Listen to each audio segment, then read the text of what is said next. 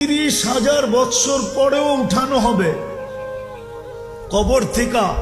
তো উঠাই চিৎকার দিয়া বলবে, কাঁচা ঘুমের থেকে কেন উঠাইলা? মাত্র তো চোখটা লাগছিল, তুমি উঠাইয়া দিলা। ফেরেশতা হাসবে আর বলবে, আল্লাহর ওলি 30,000 বছর ঘুম, তারপরও কাঁচা, এটা পাকবো কবে? তো জিজ্ঞাসা করবে, কেন উঠাইলা? কিয়ামত হয়ে গেছে। তো জিজ্ঞাসা করবে, ফজরের পরে উঠাবে, সূর্য উঠার আগে আরশের নিচে নিয়ে পৌঁছাবে।